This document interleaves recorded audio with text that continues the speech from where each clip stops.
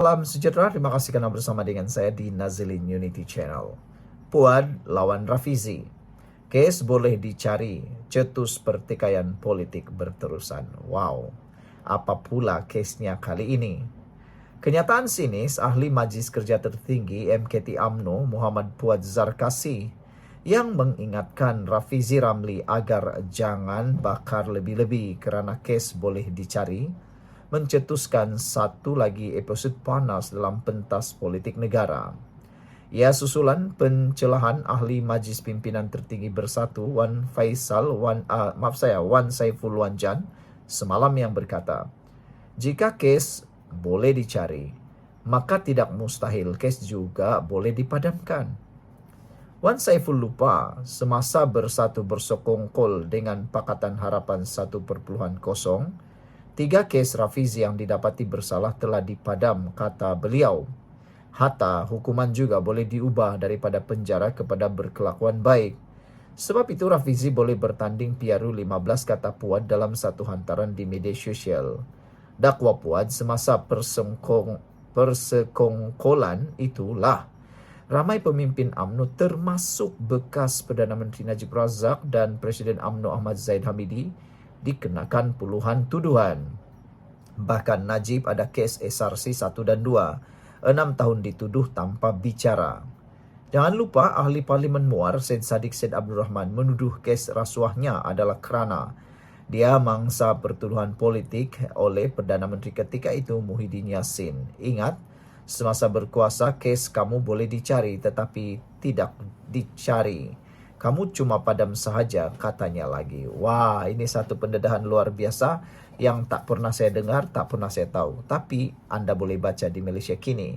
Sebelum saya teruskan kepada Anda, ini ialah produk Transfer Factor for Life. Ini terapi imun yang meningkatkan daya imun badan kita sehingga 400%. Ini penemuan saintis dan dunia perubatan yang paling bersejarah di dunia.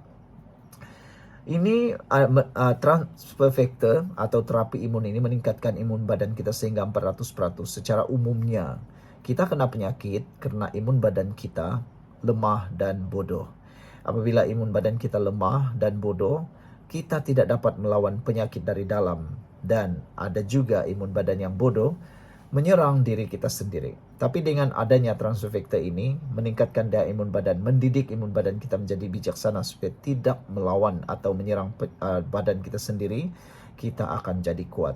Jadi secara umumnya apabila imun badan kita meningkat, kita boleh sembuh daripada sebarang jenis penyakit. Dapatkan produk ini, lulus KKM, diperakui oleh semua doktor di seluruh dunia, termasuk doktor-doktor di Malaysia, dan juga ini halal. Hubungi nombor telefon yang tertera. Baiklah saudara-saudara sekalian. Puad dalam satu hantaran di Facebook sebelum ini memberi peringatan tajam kepada bekas timbalan Presiden PKR itu yang bahawa kritikannya terhadap kerajaan boleh menyebabkan dia menghadapi pertuduhan mahkamah. Kata Puad, takut berakhir dalam penjara. Bakar menteri sudah, berhenti menteri pun sudah. Jangan bakar lebih-lebih, kes boleh dicari, tulis Puad yang menimbulkan reaksi segera pelbagai pihak. Membalas kenyataan itu, Rafizi tampil tegas dan tidak gentar. Dalam satu kenyataan penuh sindiran dan perincian, dia mengingatkan bahawa dirinya sudah pun pernah dijatuhkan hukuman penjara bukan di bawah kerajaan perpaduan, tetapi semasa era pentadbiran BN yang turut melibatkan Puad sendiri sebagai ketua pegawai pengarah Jabatan Hal Ehwal Khas ketika itu JASA. Kalau saya takutkan ada kes, saya tidak meletakkan jawatan. Saya tidak pernah campur tangan dalam urusan perolehan sepanjang saya menjadi menteri. Kata Rafizi yang turut menegaskan beliau tidak pernah diugut maupun dipanggil oleh mana-mana agensi siasatan semasa dalam kerajaan. Kontroversi itu kemudian yang menarik perhatian Wan Saiful yang menyifatkan kenyataan Puad sebagai bukti bahawa kerajaan ini memperkudakan institusi penguatkuasaan untuk kepentingan politik. Lebih mengejutkan, Wan Saiful mendakwa dirinya pernah ditawarkan penghapusan kes sebagai imbuhan untuk menyokong Perdana Menteri Datuk Seri Anwar Ibrahim. Itulah tawaran yang diberikan kepada saya semasa saya dipujuk untuk lompat parti tahun lepas, kata Wan Saiful yang kini berdepan 20 pertuduhan termasuk rasuah dan pengubahan wang haram berkaitan projek Jana Wibawa. Wan Saiful kemudian mempersoalkan jika kes boleh dicari, tidak mustahil kes juga boleh dipadamkan. Siapa yang bagi arahan, siapa yang laksana arahan, katanya. Puad sebelum ini turut menyindir kemungkinan gandingan baru antara Rafizi dan bekas pemimpin UMNO Khairi Jamaluddin, Sahril Hamdan dan Wan Saiful dan Syed Saddiq dalam blok Pembangkang. Namun menyindir siapa jadi presiden, siapa yang akan mengalah. Wah, ini satu pendedahan luar biasa. Sebelum kita berpisah, jangan lupa tinggalkan komen Anda dengan tanda pagar kami benci pergaduhan. Dengan tanda pagar kami benci pergaduhan. Kita jumpa lagi. Bye-bye. Salam sejahtera. Terima kasih karena bersama dengan saya di Nazlin Unity Channel. Akhirnya Rafizi buka suara, buka mulut, cerita rahasia politik yang ada di Malaysia. Rahasia politik yang ada di Malaysia ini luar biasa. Rafizi yang selama ini sering dihina, diejek dengan pelbagai kenyataan, contohnya sebagai Raja Formula, sebenarnya bukan sekadar Raja Formula tetapi seorang perancang ekonomi yang luar biasa. Hari ini Rafizi membidas pemimpin Perikatan Nasional, setuju pembangunan bersama Ambalat. Bekas Menteri Rafizi berkata, potensi besar minyak di perairan itu dapat dimanfaatkan untuk manfaat rakyat. Ahli Parlimen Pandan, Rafizi Ramli, membidas pemimpin Perikatan Nasional yang menggambarkan kedaulatan negara tergadai susulan laporan pembangunan bersama Ambalat. Bekas Menteri Ekonomi mendakwa pemimpin PN seperti Muhyiddin Yassin, Hamzah Zainuddin dan Ahmad Fadli Syari cuba melambung dengan emosi isu sempadan berkaitan wilayah perairan sekitar Timur Sabah. Beliau turut bersetuju dengan pendirian Perdana Menteri Anwar Ibrahim dan Presiden Indonesia Prabowo Subianto untuk mempertimbangkan pembangunan bersama supaya potensi minyak di perairan itu dapat dimanfaatkan. Sebelum kita teruskan ulasan kali ini, apa pula pendapat Anda semua? Kalau Anda sependapat dengan Rafizi, tolong tulis dalam ruangan komen dengan tanda pagar kami setuju. Tanda pagar tulis dalam ruangan komen Anda, kami setuju. Sebelum kita teruskan ulasan ini, saya nak kongsikan dengan Anda semua. Ini transfer factor for life. Ini ialah satu penemuan luar biasa oleh dunia sains dan perubatan di seluruh dunia. Penemuan ini adalah penemuan luar biasa yang membantu meningkatkan daya imun badan kita sehingga 400%. Karena terapi imun ini akan mendidik dan mengajar serta menguatkan imun badan kita sehingga 400%. Secara umumnya atau secara ringkasnya, kita kena penyakit, sukar sembuh daripada penyakit, dan badan menyerang diri kita sendiri karena daya imun badan kita yang lemah dan bodoh. Apabila daya imun badan kita lemah dan bodoh, bagaimana badan kita nak sembuh daripada penyakit? Sukar.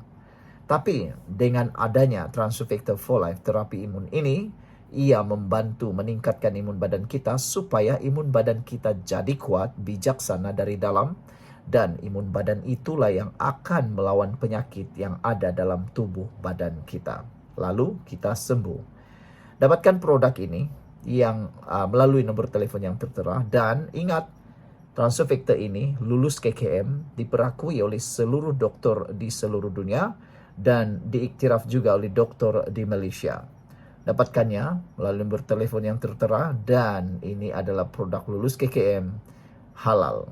Saudara, ceritanya hari ini ialah, menurut Rafizi, usaha itu antara perkara di bawahnya dalam kabinet yang kaedah terbabit berkesan seperti penerokaan minyak di luar pesisir Kelantan dan Thailand menerusi penubuhan pihak berkuasa pembangunan bersama Malaysia-Thailand pada 1970-an. Wakil sama banyak, suara sama banyak. Dari situlah kontrak eksplorasi dan pembangunan minyak dapat dijalankan. Akhirnya dianugerahkan kepada Petronas dan PTTEP, Syarikat Minyak Thailand. Hari ini sekitar 30% dari keperluan gas semenanjung Malaysia dibekalkan dari kawasan bertindih ini. Jika ia tidak dibangunkan secara bersama dan tergendala sehingga kini, 30% keperluan gas semenanjung perlu diimport dan dibayar pada harga tinggi, katanya di aplikasi X. Menurutnya, dalam konteks Ambalat, Kerajaan Persekutuan perlu berbincang secara serentak dengan Kerajaan Indonesia dan Sabah supaya kepentingan negeri itu dapat dipelihara dan sebahagian keuntungan pergi kepada rakyatnya secara adil. Tetapi jika dipolitikkan dan rancangan pembangunan bersama ini tergendala, negara dan rakyat dari Sabah sampai ke Perlis akan terus kehilangan berbilion ringgit hasil setiap tahun dalam keadaan hasil minyak kita semakin berkurang.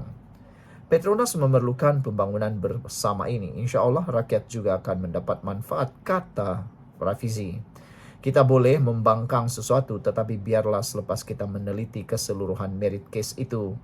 Jangan pakai hentam saja, katanya. Jumat lalu Bernama melaporkan Anwar dan Prabowo menyatakan komitmen kedua-dua negara untuk mempercepat kerjasama strategik dalam pelbagai bidang, termasuk pembangunan bersama di wilayah sempadan maritim Malaysia dan Indonesia di Ambalat secara damai serta saling menguntungkan. Anwar dilaporkan berkata kedua-dua negara harus mempertimbangkan kerjasama ekonomi, termasuk di kawasan sempadan maritim yang memberi manfaat rakyat. Semalam, Hamzah berkata pembangunan bersama secara tergesa-gesa ketika wilayah kedaulatan maritim negara dituntut negara luar boleh menjerumuskan kepentingan nasional dalam keadaan samar. Muhyiddin pula menekankan sebarang bentuk perjanjian pembangunan bersama di wilayah yang masih menjadi pertikaian maritim seperti Ambalat hanya boleh dilaksanakan dengan syarat-syarat tegas. Sekian untuk kali ini. Jangan lupa tinggalkan komen Anda. Bye-bye.